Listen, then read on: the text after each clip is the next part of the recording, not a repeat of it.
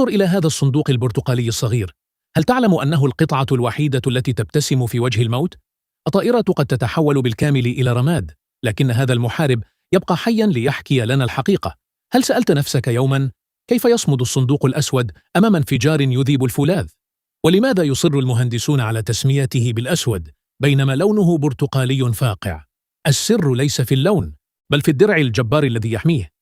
العلماء غلفوا ذاكرته بطبقات من السيليكا العازلة للحرارة ودرع من التيتانيوم الصلب. تخيل أنه يتحمل حرارة تصل إلى 1000 درجة مئوية وضغطا هائلا يعادل السقوط في أعمق نقطة بالمحيط دون أن ينكسر. والمذهل حقا أنه يرسل إشارات بينغ تحت الماء لمدة 30 يوما كاملة، متحديا الظلام والضغط ليرشد المنقذين إلى مكانه وسط الحطام. إنه ليس مجرد مسجل، بل هو الشاهد الوحيد الذي لا يموت.